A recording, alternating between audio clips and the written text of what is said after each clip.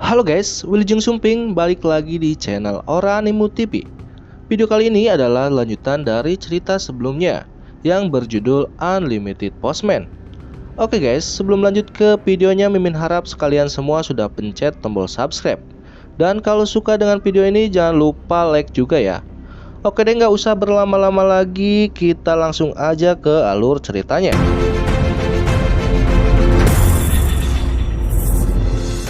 Setelah mereka berhasil membunuh siluman beruang tua itu, mereka pun mendapatkan misi lanjutan dari sistem, yaitu untuk membunuh Xiong-Er, anak dari siluman tua yang sudah mereka bunuh.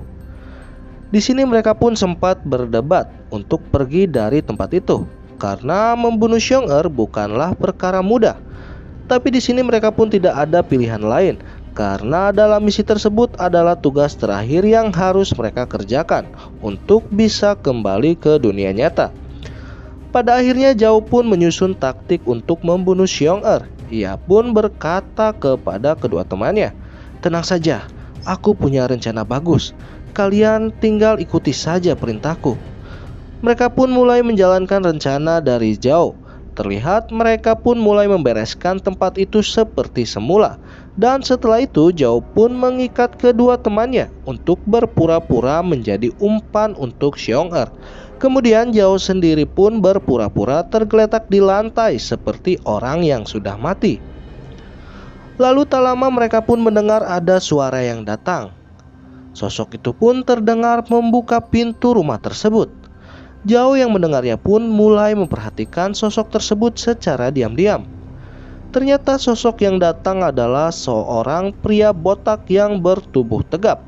Ia pun terlihat menjatuhkan potongan tangan manusia yang jatuh tepat di hadapan Zhao. Zhao yang melihatnya pun mengenali potongan tangan tersebut. Ia pun berkata dalam hatinya, "Itu adalah potongan tangan dari wanita jalang yang aku tinggalkan di lereng tadi. Sepertinya dia sudah mati oleh Xiong-Er. Dan seharusnya pria botak ini adalah Xiong-Er. Aku harus berhati-hati." Kemudian dari sisi lain, si pria botak itu pun langsung menuju ke dapur. Ia pun tanpa curiga terlihat sedang menyiduk sup yang sudah diberi racun oleh Zhao. Lalu tak lama setelah menyantap sup tersebut, pria botak itu pun terlihat oleng dan terjatuh karena efek racun dari sup itu sudah mulai bereaksi. Melihat kejadian tersebut, Zhao dan kedua temannya mulai mendekati si pria botak yang mereka anggap Xiong-Er itu. Lalu Yanlang pun terlihat senang sambil bilang, "Untung saja rencana kita berhasil. Kalau tidak, si beruang lapar ini pasti akan memakan kita hidup-hidup," ungkap dia sambil mendekati tubuh pria botak yang sudah terjatuh di lantai. Tapi sayangnya tiba-tiba pria botak itu pun terbangun dan langsung mencekik Yanlang. Zhao yang melihat Yanlang dalam bahaya, ia pun langsung menebas leher si pria botak itu dengan pisaunya. Seketika saja pria botak itu pun akhirnya mati dengan leher yang tergorok oleh Zhao. Melihat kejadian tersebut, Yanlang dan Kiki pun terlihat senang kembali karena tugas dari misi tersebut telah mereka selesaikan. Tapi di sini Zhao pun sempat terdiam dalam kebingungan. Ia pun sambil berkata kepada kedua temannya, "Menurut pria berbaju hitam itu, seharusnya jika dia memang Xiong-Er, pasti kita sudah dapat notifikasi dari sistem. Tapi apa Zhao?" ungkap Yanlang kepada Zhao. Zhao pun hanya terdiam sambil mengamati mayat si pria botak itu. Ia pun mulai menyadari ada kejanggalan dengan mayat yang mereka anggap Xiong-Er tersebut. Seharusnya Xiong-Er itu sama seperti ibunya, seekor siluman beruang. Tapi di sini si pria botak itu tidak menunjukkan perubahan sama sekali, sehingga Zhao pun meyakini bahwa pria yang ia bunuh itu bukanlah Xiong-Er. Jika dia Xiong-Er, kita seharusnya mendapatkan pemberitahuan bahwa misi kita selesai. Berarti pria botak yang kubunuh ini bukanlah Xiong-Er, ucap Zhao kepada kedua temannya. Mendengar hal tersebut, seketika suasana pun berubah. Yang awalnya mereka terlihat senang, seketika saja berubah menjadi tegang. Yanlang dan Kiki pun terdiam ketakutan karena Xiong-Er yang sebenarnya pasti akan segera datang ke rumah itu. Ternyata benar saja. Mereka pun dikagetkan dengan kedatangan Xiong-Er. seekor siluman beruang lapar yang terlihat sudah siap memangsa mereka. Kemudian Xiong-er pun melihat mayat ibunya yang sudah tergeletak di lantai. Dia pun dengan marahnya langsung menyerang Zhao dan kedua temannya. Zhao yang menyadari hal tersebut dengan segera menghindar dan mendorong kedua temannya agar tidak terkena serangan cakaran Xiong-er. Xiong-er yang marah pun terus menyerang mereka. Pada akhirnya Xiong-er pun mengincar Qi, karena Xiong-er anggap Qi lah yang sudah membunuh ibunya. Karena di sini terlihat Qi sedang memegang pisau dapur milik ibunya Xiong-er. Qi yang terlambat menghindar pun akhirnya harus mati terbunuh dengan bagian kepalanya yang dimakan oleh Xiong-er. Suasana di sana pun semakin mencekam. Zhao dan Yanlang pun sempat putus asa melihat Qi yang sudah mati terbunuh oleh Xiong-er. Xiong-er dengan ganasnya terus menyerang mereka, tapi di sini Zhao terlihat memiliki ide. Ia pun memanfaatkan potongan kepala dari mayat siluman tua itu untuk mengalihkan perhatian Xiong-er. Lalu Zhao pun berkata, "Hai beruang bodoh, lihat, kepala siapa yang kupegang ini?" Ucap Zhao yang mengancam Xiong-er sambil melemparkan kepala siluman tua itu ke dalam panci. Melihat kejadian tersebut, sontak saja membuat Xiong-er pun langsung berlari menyelamatkan kepala ibunya itu. Melihat situasi yang sudah terkendali, Zhao dan Yanlang pun memanfaatkan untuk keluar dari rumah tersebut. Kemudian mereka pun berlari hingga ke tengah hutan. Tapi sayangnya di tengah perjalanan, Yanlang yang terluka di bagian kakinya pun tidak bisa lagi berlari. Ia pun memutuskan untuk berhenti dan meminta Zhao untuk meninggalkannya sendiri di tempat itu. Karena Yanlang pun sempat berpikir bahwa keadaannya hanya akan menjadi beban untuk keselamatan mereka, sehingga ia pun merelakan dirinya untuk menjadi umpan agar Zhao bisa selamat dan menyelesaikan misi tersebut. Mendengar pengorbanan Yanlang, Zhao pun tanpa pikir panjang, ia pun langsung menggendong Yanlang agar bisa kabur dari kejaran Xiong-er dan bisa menyelesaikan misi terakhirnya itu bersama-sama. Sebenarnya Zhao sendiri sudah memiliki rencana untuk menjebak Xiong-er agar bisa menggiringnya ke tempat yang ia tuju. Kemudian dalam perjalanan Zhao pun terlihat sambil mencari tempat tersebut. Ternyata diketahui Zhao sebelumnya menemukan sebuah kertas yang ia temukan di balik saku pria botak yang ia bunuh tadi. Diketahui kertas yang Zhao temukan adalah gambar peta sebuah jebakan. Ia pun memiliki rencana untuk menggiring Xiong-er ke jebakan tersebut. Kemudian Zhao pun berkata dalam hatinya, "Peta yang kulihat tadi seharusnya berguna. Tempat itu pasti ada di dekat sini." Kemudian Zhao pun berhenti di sebuah tempat yang ia yakini tempat tersebut persis seperti gambar yang ia lihat tadi. Yanlang yang heran pun bertanya kepada Zhao, "Kenapa kita berhenti di sini? Apa siluman beruang itu sudah tidak mengejar kita?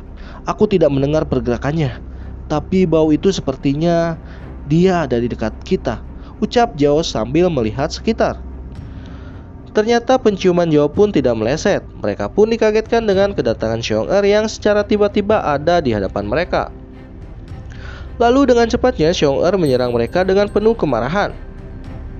Syukurnya Zhao dan Yanlang masih bisa menghindar dari serangan brutal Xiong-er. Zhao yang terpental pun kemudian tanpa sengaja melihat tempat yang percis seperti pada peta, yaitu sebuah lubang jebakan yang dibuat oleh si pria botak. Setelah menemukannya, ia pun mulai mengalihkan pandangan Xiong-er dan menjadikan Yanlang sebagai umpannya. Ia pun sambil berkata kepada Xiong-er, "Hai Xiong-er, kamu lihat ini. Dialah yang sebenarnya sudah membunuh ibumu. Sekarang dia sudah tidak berdaya. Ayo, tangkap dia." Zhao pun dengan sengaja memukul kaki Yanlang dengan kerasnya sambil membujuk Xiong-er agar menangkap Yanlang. Yanlang pun sempat kaget mendengar perkataan Zhao yang dengan sengaja menjadikan dirinya sebagai umpan untuk Xiong-er. Yanlang pun sudah terlihat pasrah dengan luka yang dideritanya. Ia pun hanya terdiam. Di sini Zhao sebenarnya tidak ada niat jahat kepada Yanlang. Dia hanya ingin menjebak Xiong-er agar masuk ke perangkap yang sudah ada di belakangnya. Kemudian Xiong-er yang mendengarnya terlihat marah. Ia pun dengan kemarahannya langsung menyerang dan menerkam Yanlang. Tapi kemudian di tempat yang sama Zhao pun dengan cepatnya menendang Yanlang agar bisa menghindar dari terkaman Xiong-er. Untungnya rencananya berhasil. Yanlang pun terpental jauh karena tendangan keras Zhao, sehingga Yanlang bisa selamat dari ancaman Xiong-Er. Kemudian Xiong-Er yang terkecoh pun sudah berada tepat di atas jebakan tersebut. Seketika saja tanah yang menutupi jebakan itu tak mampu menahan berat Xiong-Er, sehingga Xiong-Er pun terjatuh dan tertusuk sebuah perangkap yang dipasang di lubang tersebut. Kemudian di waktu yang sama Zhao yang penasaran pun ingin memastikan keadaan Xiong-Er. Tapi tiba-tiba Zhao dan Yanlang dikagetkan dengan suara notifikasi sistem yang muncul. Sistem tersebut pun memberitahu bahwa mereka sudah berhasil menyelesaikan tugas magang pertama mereka sebagai tukang pos. Mereka pun mendapatkan imbalan dan mendapatkan kesempatan untuk memilih pulang dengan segera atau tetap tinggal dan kembali ke dunia nyata kapan saja selama 10 hari. Setelah mendengar pemberitahuan tersebut, Zhao pun dikagetkan dengan suara orang yang meminta tolong dari lubang jebakan tempat Xiong-Er jatuh. Ia pun dengan penasaran mendekati lubang tersebut. Lalu ia pun melihat di bawah sana ada si wanita jalang yang terlihat masih hidup dengan tangan kanan yang sudah terpotong. Dan satu orang pria yang Zhao sendiri tidak mengenalinya. Zhao pun sebelumnya sempat berpikir bahwa wanita jalang itu sudah mati dimakan Xiong-Er, sehingga membuat Zhao penasaran tentang pria botak yang ia bunuh tadi di rumah itu. Siapa sebenarnya pria botak itu? Dan untuk apa dia memotong tangan mereka? Namun kemudian si wanita itu pun tiba-tiba menghilang. Zhao yang melihatnya pun terlihat keheranan. Ia pun sambil berkata lagi, ternyata pemberitahuan sistem itu benar. Misi utama kini sudah selesai. Wanita itu pun dapat kembali ke dunia nyata. Lalu, siapa sebenarnya pria botak yang kubunuh di rumah itu? Ucap Zhao sambil keheranan. Dengan rasa penasarannya, Zhao pun kemudian turun untuk menanyakan dan berniat menolong pria yang terluka itu. Lalu, Zhao yang penasaran pun bertanya kepadanya, "Kamu ini siapa? Kenapa bisa ada di sini?" Dengan muka melasnya, pria itu pun menjawab pertanyaan Zhao dan sambil menceritakan kejadian yang sebenarnya. Dia pun telah ditipu oleh pria botak itu. Di sini diketahui pria botak itu bernama Wang Shou dan dia sendiri bernama Wei Chang. Wang Shou pun dikenal sebagai seorang pemburu oleh warga desa. Dia pun dengan sengaja mengajak orang-orang desa untuk mencari harta karun di gunung itu. Karena sebelumnya di daerah itu pun tersebar rumor bahwa ada sebuah keluarga pejabat yang tinggal di gunung tersebut, sehingga membuat warga desa yang sedang dilanda kekeringan pun tergiur mengikuti ajakan Wang Shou. Tapi sialnya warga desa itu pun malah menjadi makanan dari siluman beruang. Di sini diketahui lagi Wang Shou sebenarnya adalah seorang petugas pos. Ia pun diketahui sedang mengincar mustika dari siluman beruang dan memanfaatkan warga desa untuk melancarkan niat jahatnya. Zhao yang mendengar hal itu pun tidak menyia-nyiakan kesempatan. Ia pun dengan segera menuju ke rumah tua itu untuk mencari mustika siluman beruang yang telah ia bunuh tadi. Tapi di sini Yanlang memilih untuk kembali, sehingga membuat Zhao sendirian kembali ke rumah tua itu. Kemudian singkat cerita, Zhao yang sudah berada di rumah itu pun mulai mencari keberadaan mustika tersebut. Dan akhirnya ia pun menemukan sebuah kotak yang ia yakini di dalam kotak tersebut ada benda yang ia cari. Oke guys, sampai sini dulu alur cerita dari video ini. Buat teman-teman yang baru gabung, jika kalian suka dengan video ini jangan lupa like, subscribe, serta komen. Dan buat kalian yang udah subscribe, sehat selalu dan terima kasih banyak. Atur nuhun.